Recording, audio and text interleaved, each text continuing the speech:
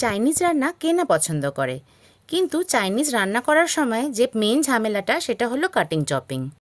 সেই জন্যই আজকে যে চিকেনটা বানাচ্ছি এটা একটা চাইনিজ রান্না, যাতে কাটিং চপিংয়ের কোনো ঝামেলা থাকবে না। দেখতে থাকুন, এই রান্নাটা কিন্তু সম্পূর্ণ আলাদা। রান্নাটার গাল ভরা কোনো নাম দিতে পারলাম না, কি দেওয়া যায় আপনারাই বলুন তো। 300 গ্রাম মতন চিকেন নিয়েছি, উইথ বোন নিয়েছি। এরকম ছোট ছোট পিস করে কেটে নেবেন, বড় পিস কিন্তু এই রান্নাটাতে ভালো লাগে না। দিলাম 1 টিস্পুন মতন আদা রসুন পেস্ট, 1.5 টিস্পুন মতন পেঁয়াজ বাটা, একটা ডিম, আর দিলাম ভিনেগার। ভিনেগারের বটলের ওপরের ঢাকনাটা মেপেই দিলাম। আর দিলাম গোলমরিচ।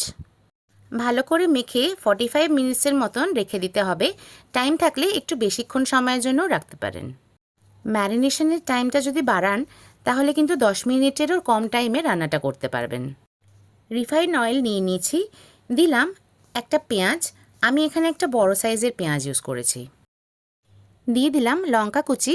এই রান্নাটা একটু ঝালঝাল খেতে ভালো লাগে, তাই লঙ্কার পরিমাণটা একটু বাড়িয়েই রাখবেন। পেঁয়াজ আলাদা করে ভাজার কিন্তু কোনো দরকার নেই। যেরকম চাইনিজ রান্নায় আলাদা আলাদা করে সমস্ত ইনগ্রিডিয়েন্টস ভাজতে হয়, এখানে কিন্তু সেরকমভাবে ভাজার কোনো দরকার নেই। পেঁয়াজটা দিয়েই সঙ্গে সঙ্গেই আপনার ম্যারিনেট করা চিকেনটা দিয়ে দেবেন। ম্যারিনেশনের টাইমে আমি নুন দিইনি, তাই এখন নুন দিলাম। আমার হাতে সময় ছিল, তাই চিকেনটা প্রায় 2 ঘন্টা মতন আমি ম্যারিনেশন করে রেখেছিলাম। গ্যাস বা ইন্ডাকশন যাতেই করুন, এখন কিন্তু একদম মিডিয়াম টু লো ফ্লেমে রান্নাটা করতে হবে। আমি প্রায় 3 মিনিট মতন রান্নাটা করেছি। দেখুন অনেকটা জল বেরিয়ে গেছে। এখন চেক করে নেবেন চিকেনটা সেদ্ধ হয়েছে কিনা। এখন ফ্লেমটা একদম হাই করে দেবেন, কারণ এখানে এক্সট্রা জলটা শুকাতে হবে আর কিছু ইনগ্রিডিয়েন্টস পড়বে। আমার রান্না ভালো লাগলে একটা লাইক, কমেন্ট আর সাবস্ক্রাইব কিন্তু খুব আশা করলাম। 2 টিস্পুন মতন সয়া সস ইউজ করব। এখানে কিন্তু ডার্ক সয়া সসই ইউজ করবেন, লাইট সয়া সস ইউজ করবেন না। 1 টিস্পুন ভিনেগার দিলাম। এখন খুব ভালো করে হাই ফ্লেমে এটা ভাজতে হবে, একদমই ঢাকা দেবেন না। ভিনিগার আর সয়া সস যত ভাজবেন তত টেস্ট বাড়বে।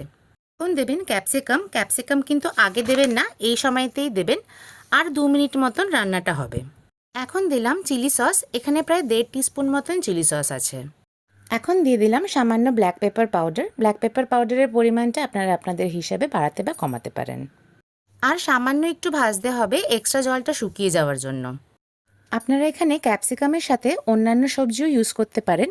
আমি খুব সিম্পলভাবে বানাবার চেষ্টা করলাম, তাই কিছু দিলাম না। যদি গ্রেভি খেতে চান তাহলে সামান্য কর্নফ্লাওয়ার গরম জলে গুলে এটাতে দিয়ে দেবেন, তাহলেই গ্রেভি হয়ে যাবে। বাট আমি যখন খাই, পরোটা বা রুটির সাথেই খাই, আমার কিন্তু একটুও গ্রেভির দরকার পড়ে না। যখন সার্ভ করবেন তখন চেষ্টা করবেন আর দুটো জিনিস দেওয়ার জন্য। এটা হলো ব্ল্যাক বিন সস। এটা কিন্তু সহজেই অনলাইনে পেয়ে যাবেন, বা যদি আপনাদের বাড়ির কাছে কোনো সুপারমার্কেট থাকে সেখানেও পেয়ে যাবেন। ওপর থেকে সামান্য ছড়িয়ে দেবেন। আর দিয়ে দেবেন চিলি অয়েল। এটা খুবই কমন একটা জিনিস, যারা জানেন না তাদেরকে বলি, এটাও কিন্তু অনলাইন বা সুপারমার্কেটে ইজিলি পেয়ে যাবেন। এই দুটো সসকে ছড়িয়ে খাবেন, অসাধারণ লাগবে খেতে।